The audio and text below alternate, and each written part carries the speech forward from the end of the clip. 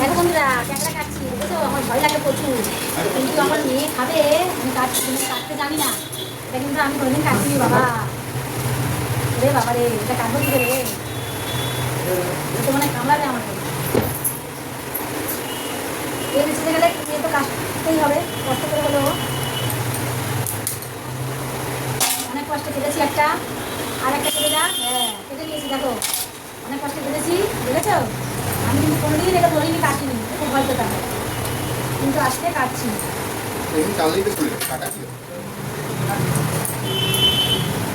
কে কে ভালোবাসো বলো, যে যে ভালোবাসো চলে আসো, খেয়ে যাবে।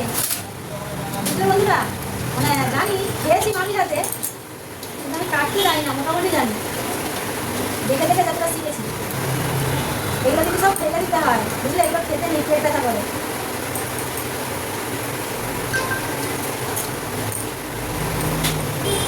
আমরা তো জানি না, যারা জানে তারা ফেলে দিই, বুঝেছেন?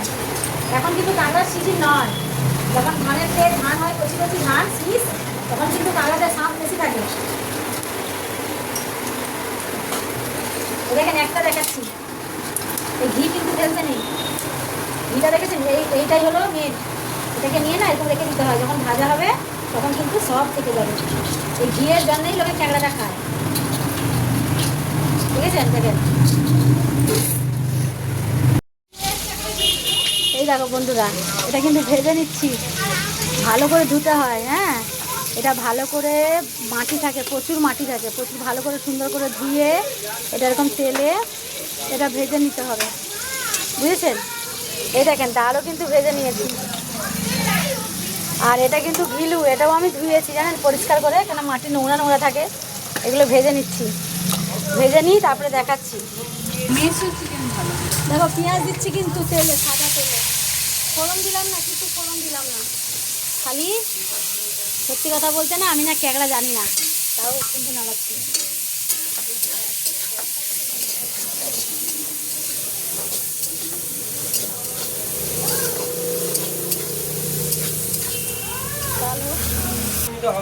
পেঁয়াজ লাল হয়ে গেছে, রসুন দিলাম, আদা রসুন পেস্ট, আর একটু লাল হতো মাম, ওরকম খুন্তি নাড়াস না, ওরকম ছাড়ছিস। পেঁয়াজ আর রসুনটা ভাজা ভাজা হচ্ছে।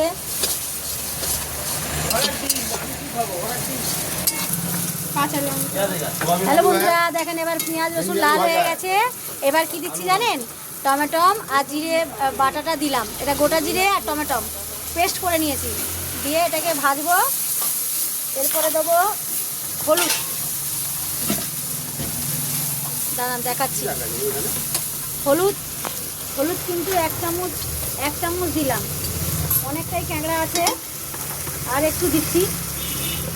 আর লঙ্কা, এটা একটু লাল লঙ্কা দিচ্ছি জানেন তো, না দিলে একটু ভালো লাগবে না, সব জিনিসে তো লাল লঙ্কা ছাড়া হয় না। আর দেবো নুন, নুন ভালো দিচ্ছি।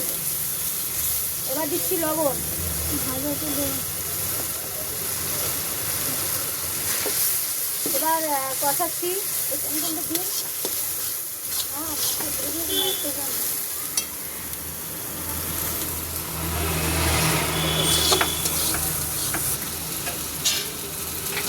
দেখুন বন্ধুরা, কষানো হয়ে গেছে। এবার এই যে ক্যাংড়া দিয়ে দিলাম দুটো, এই দেখেন, দেখেছেন এতখানি ক্যাংড়া দিয়ে এটা একটু নাড়াতে হবে,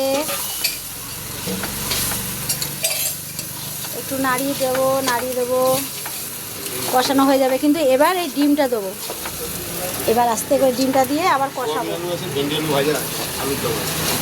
এবার একটু ভালো করে কষাবো। দেখেন জানেন, এর কিন্তু ক্যাংড়ার একটা শ্লোক আছে, এটা দিদিমাদের শ্লোক, বলবো তো হাসবেন আপনারা সবাই মিলে, তারপরে ভুল হলে কমেন্ট করবেন, ভুল বললাম না ঠিক বললাম, না এটা খারাপ কথা না ভালো কথা, হয়ে যাক দিলে বলবো, লাস্ট বলে শেষ করবো। আর একটু বাকি আছে, কষানো হোক, আর একটুখানি বাকি আছে।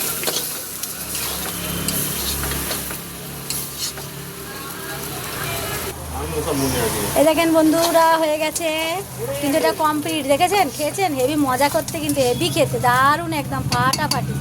এক পিস খেলে না একদম মন প্রাণ সব ভরে যাবে যারা ভালোবাসেন, আর যারা ভালোবাসেন না তারা তো খাবেন না। এটাই আছে কি বস টম টম টম, তারা আর বস টম টম টম তাই হাসাচ্ছে সবাই, বলতে পারছি না। বস টম টম টম, হাঁড়ির ভেতরে ক্যাংড়া আছে, যাই বৃন্দাবন। খাবেন তো চলে আসুন সবাই মিলে, হেভি খেতে দারুণ। সবাইকে টাটা, সবাই ভালো থাকেন, এই বলে শেষ করে দিলাম।